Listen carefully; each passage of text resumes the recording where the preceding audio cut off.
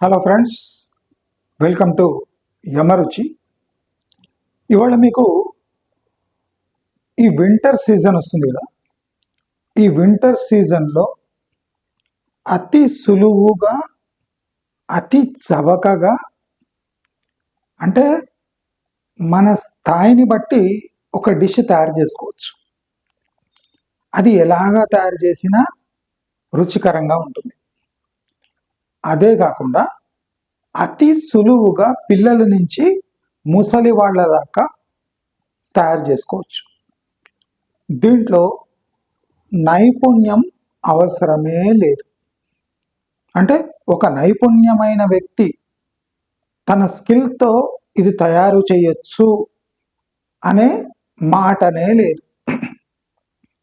దీంట్లో అన్ని పదార్థాలు ఒకసారే వేసి ఉడకబెట్టి ఎంచక్కా ఈ డిష్ తయారు చేయవచ్చు.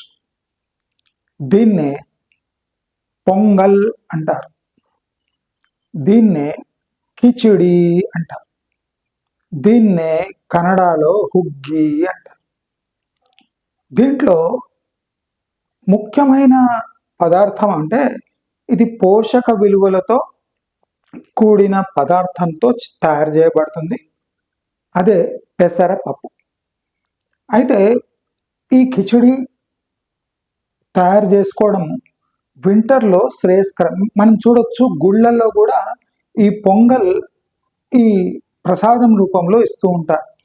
ఎందుకు ఇస్తూ ఉంటారు అంటే దీంట్లో ఔషధ గుణాలు కలిగి వింటర్లో మన బాడీకి ఇమ్యూనిటీ కలిగించే పదార్థాలు దీంట్లో ఉంటాయి. కాబట్టి దీన్ని అది సులువుగా డైజెస్ట్ అవుతుంది. కాబట్టి వింటర్లో డైజెషన్ కష్టం.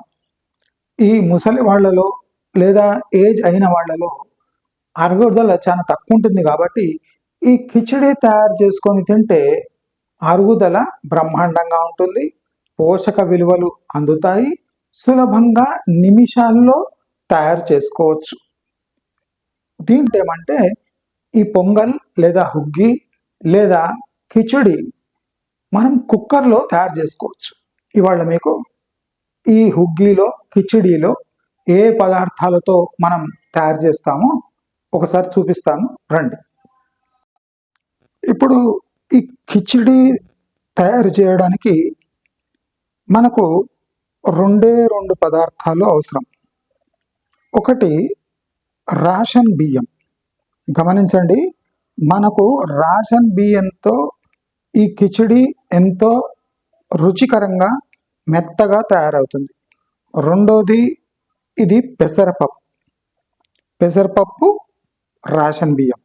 మీరు మామూలు బియ్యం తీసుకుంటే అది పొడి పొడిగా అయితే అది కిచిడి అనిపించుకోదు, లేదా పొంగల్ తయారు కానే కాదు. అంటే ఈ డిష్కు మనకు చీపెస్ట్ రైస్ చాలా ముఖ్యం. అంటే టోటల్ ఈ డిష్ పేదవాళ్ళు ఎంచక్కా చేసుకొని తినే డిష్ అని మనం చెప్పొచ్చు. పెసరపప్పులో అన్ని పోషక పదార్థాలు ఉంటాయి.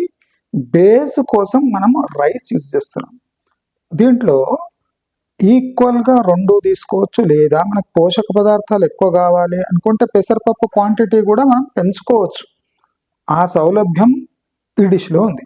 దీనికి కావాల్సిన ముఖ్యమైన పదార్థాలు కొబ్బరి చిన్నగా పీస్ చేసుకొని ఉంచుకోవాలి, ఇంగువ, పసుపు, జీలకర్ర, ఈ ఆవాలు, ఇవి తాలింపు కోసం ఈ రెండు ఆవాలు, జీలకర్ర, ఎండుమిరపకాయలు, కరివేపాకు.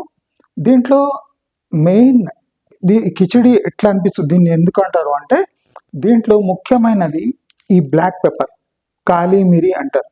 అంటే మిరియాలు, జీలకర్ర, ఈ రెండిటిని పొడి చేసుకొని ఎప్పుడు మీ ఇంట్లో ఉంచుకోవాలి. ఆకలి అయినప్పుడు 15 నిమిషాల్లో ఈ డిష్ తయారవుతుంది. ఈ కిచిడి చేసుకునే ముందు మనం ఎప్పుడు ఈ మిరియాలను దోరగా వేయించి, జీరాను కూడా దోరగా వేయించి రెండు మిక్సీలో వేసుకొని రెడీగా ఉంచుకోవాలి. ఇవి ముఖ్యమైన పదార్థాలు ఈ కిచిడీలో.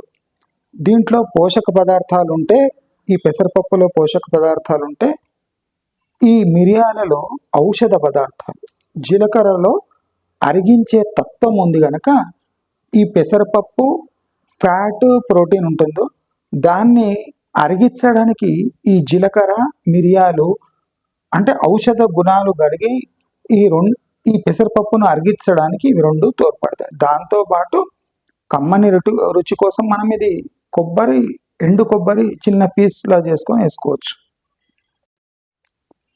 కిచిడి ఎంతో సులభంగా అంటే కొన్ని నిమిషాల్లోనే తయారవుతుంది. కుక్కర్లో అయితే మరీ ఫాస్ట్గా తయారవుతుంది.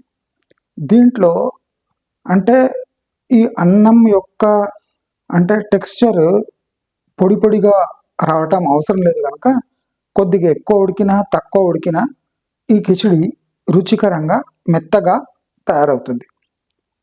ఈ కిచిడి ఈ బియ్యము ఈ పెసరపప్పు ఇలా కొంతసేపు నానబెట్టుకోవాలి.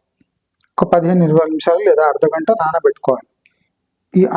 ఈ బియ్యము పెసరపప్పు దీంట్లో ఇట్లా వేసుకొని 2.5 నీళ్లు వేసుకోవాలి. నార్మల్గా మీరు కొద్దిగా తక్కువ వేసుకుంటే మీరు కుక్కర్లో పెట్టుకుంటే త్వరగా ఉడికిపోతుంది. దాంట్లో ఇప్పుడు మీరు రుచికి తగ ఉప్పు వేసుకోవచ్చు. ఉప్పు వేసుకొని ఇలా 2.5 ఇది 2.5 టైమ్స్ వాటర్ తీసుకొని మీరు ఉడికించడానికి పెట్టుకుంటే కిచిడి ఎంచక్కా తయారవుతుంది. కుక్కర్లో అయితే కొన్ని నిమిషాల్లోనే ఈ కిచిడి రెడీ అయిపోతుంది. నెక్స్ట్ వీడియోలో మనం ఈ కిచిడి ఉడికినాక ఏం చేయొచ్చో ఎలా చేయాలో మీకు నేను ఎక్స్ప్లెయిన్ చేస్తాను. చూడండి, ఇప్పుడు ఇలా కుక్కర్లో కాకుండా మామూలు పాత్రలో చేసుకుంటే ఇంకొక గ్లాస్ ఎక్స్ట్రా నీళ్లు యాడ్ చేస్తే ఇలా అవుతుంది. ఇప్పుడు చూడండి, ఇలా కావాలి.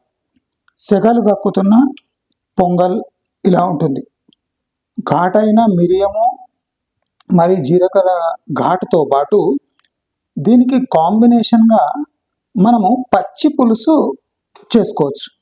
ఇప్పుడు చూడండి, పచ్చి పులుసుకు కావాల్సిన పదార్థాలు ఇక్కడ చింతపండు నానబెట్టి చేసుకున్న ఈ లూజ్ సొల్యూషన్ ఇలా ఉండాలి, పులుసులాగా. దీంట్లో కావాల్సిన పదార్థాలు చూడండి, బెల్లము, నువ్వుల పొడి, ఉప్పు, తాలింపు, ఆనియన్ అంటే ఉల్లిగడ్డలు, ఇక్కడ మెంతి పిండి. ఈ మెంతి పిండి ఎలా తయారు చేయాలో ఒక వీడియో ఉంది, అది చూడవచ్చు మీరు. స్టార్ట్. ఇప్పుడు ఈ పదార్థాలన్నీ దీంట్లో కలుపుకోవాలి. కలుపుకొని కొద్దిగా తగినంత ఉప్పు, నీళ్లు అంటే మీ రుచికి సరిపడా ఇవన్నీ యాడ్ చేసుకొని మీరు ఈ పులుసును ఇలా తయారు చేసుకుంటే ఈ కిచిడీకి కాంబినేషన్గా చాలా బాగుంటుంది. దానికి లాస్ట్కు మనము తాలింపు వేయాలి. తాలింపు వేస్తే కానీ ఈ పచ్చి పులుసుకు రుచి రాదు. అంటే ఇది కర్ణాటక స్టైల్ పచ్చి పులుసు. మన దగ్గర చేసుకునే పచ్చి పులుసు కాదు. మన దగ్గర పచ్చి పులుసు తెలంగాణలో టోటలీ డిఫరెంట్ ఉంటుంది. పచ్చి పులుసు ఇలా తయారు చేసుకొని కిచిడితో వేసుకొని తింటే బ్రహ్మాండంగా ఉంటుంది. ఈ కిచిడి మనం ప్లేటింగ్ చేద్దాం. ఈ కిచిడి ఎలా ఉంటుందో చూడండి, ఇలా ఉంటుంది. ఇలా ఇప్పుడు దీంట్లో మనము తగినంత నెయ్యి వేసుకొని తింటే దీనికన్నా రుచికరమైన డిష్ మీరు తిని ఉండరు అని నేను ఖచ్చితంగా చెప్పగలను. మీరందరూ ఈ డిష్ చేసుకుంటారని, ఆరోగ్యంగా ఉంటారని కోరుకుంటూ నమస్కారం.